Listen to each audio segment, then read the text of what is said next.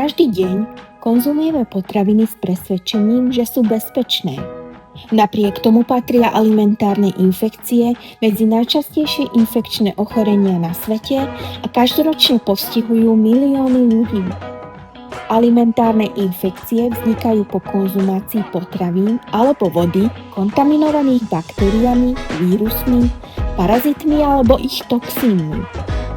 Mnohé z týchto ochorení sú zároveň zoonózy, teda infekcie prirodzene prenosné medzi zvieratami a človekom.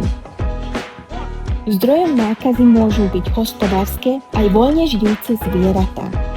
K prenosu dochádza najčastejšie prostredníctvom potravín živočíšneho pôvodu. Najčastejšími pôvodcami alimentárnych infekcií sú baktérie rodu Salmonella, Campylobacter, patogénne kmene Escherichia coli, Listeria monocytogenes, ale aj rotavírusy, vírus hepatitídy A a zriedkavo Clostridium botulinum. Medzi rizikové potraviny patria najmä surové vajcia, nedostatočne tepelne upravené hydinové mäso, nepasterizované mlieko a kontaminovaná voda. Vajcia odporúčame skladovať v chladničke a pred použitím vždy skontrolovať ich neporušenosť. Typickými príznakmi alimentárnych infekcií sú hnačka, bolesti brucha, vracanie, nevoľnosť a zvýšená telesná teplota.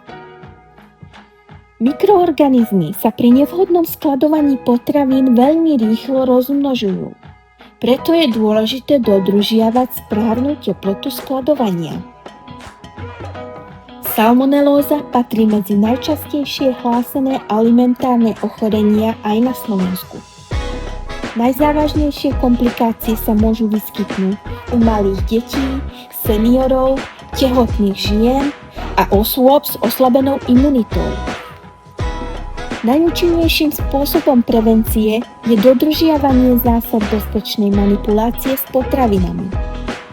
Escherichia coli je prirodzenou súčasťou črevnej mikroflóry človeka, avšak niektoré patogénne kmene môžu vyvolať závažné črevné ochorenia.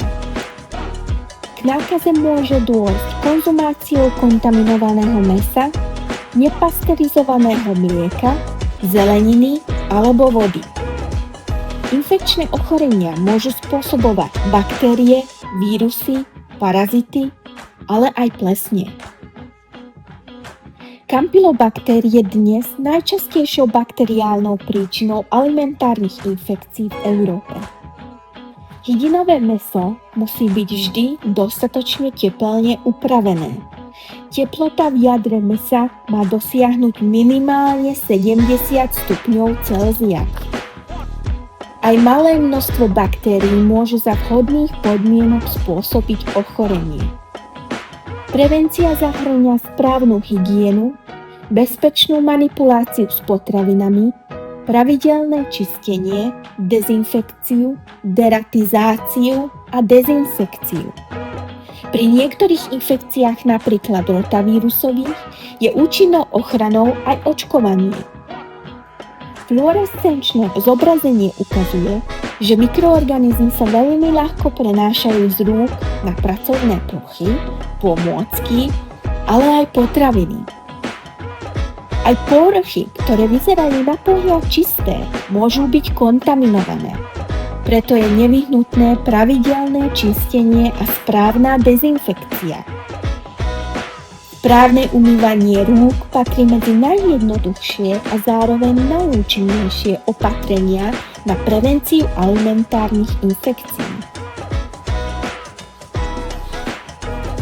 Pri cestovaní do krajín so zníženou hygienickou úrovňou je dôležité piť bezpečnú vodu a konzumovať hygienicky pripravené potraviny, čím možno znížiť riziko ochorení ako je hepatitída A alebo cholera. Alimentárnym infekciám nie je možné úplne zabrániť. Dodržiavaním správnej hygienickej praxe, bezpečnou manipuláciou s potravinami a preventívnymi opatreniami však môžeme ich výskyt výrazne znížiť.